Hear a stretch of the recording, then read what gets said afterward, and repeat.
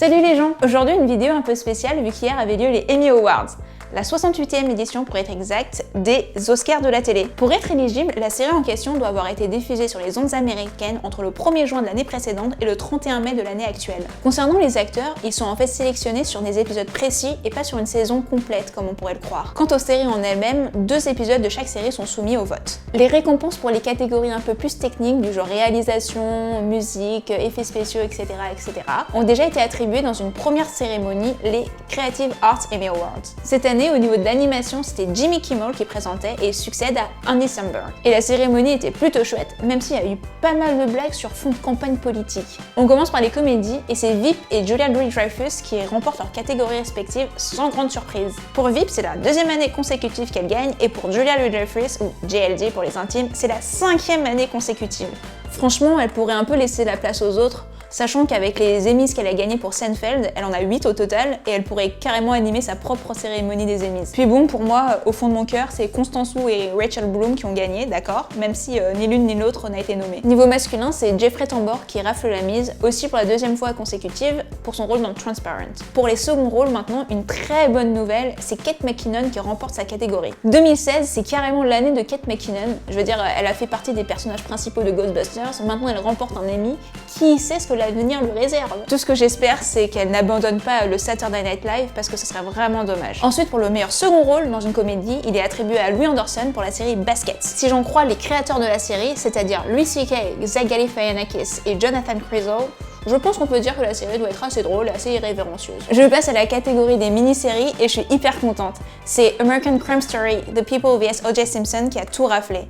Meilleure mini-série, meilleur acteur, meilleure actrice et meilleur second rôle masculin dans une mini-série. Autant pour Sarah Paulson, c'est trop cool, et je pense que beaucoup de gens s'y attendaient. Pour Sterling K. Brown, c'est super cool, c'est une reconnaissance à fond. Mais pour Courtney B. Vance, quand en face il y a des poids lourds comme Tom Hiddleston, Bryan Cranston, Benedict Cumberbatch, Idris Elba, ou encore son propre collègue Cuba Gooding Jr., c'est un joli coup. Pour le meilleur second rôle féminin, c'est pas American Crime Story cette fois-ci, mais American Crime, rien à voir.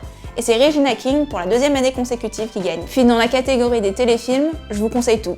C'est facile, même si le grand gagnant c'était l'épisode spécial de Sherlock The Abominable Bride, vous savez. De toute façon, dans cette catégorie, tous les autres concurrents valent le coup. Confirmation surtout. Roulement de tambour pour le meilleur drame de la soirée, la catégorie la plus prestigieuse. Et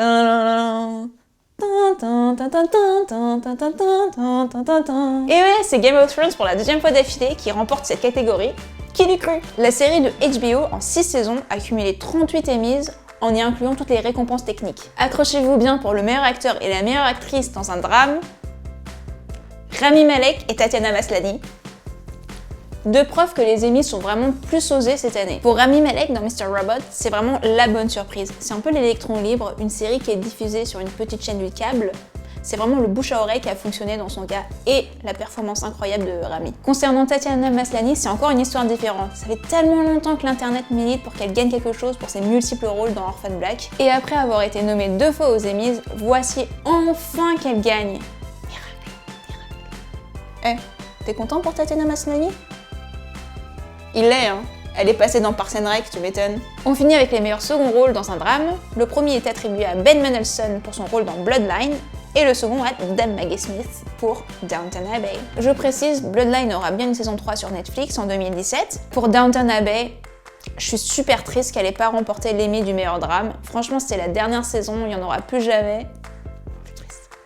C'est le 3e Emmy pour Maggie Smith dans ce rôle. Je suis un peu déçue pour cette catégorie en fait. En face d'elle, il y avait 3 actrices de Game of Thrones, Maisie Williams, Lena Headey et Emilia Clarke, et aussi Maura Tierney de The Affair et Constance Zimmer d'Unreal. Pour être honnête, j'adore Maura Tierney dans The Affair et j'espérais vraiment qu'elle gagne comme elle l'a fait aux Golden Globes. Bref, tout ça pour dire que c'était une cérémonie vraiment chouette cette année, avec peu de déception pour ma part. Je ne sais pas pour vous. Est-ce que ça annonce une direction plus moderne et plus osée pour les Emmys?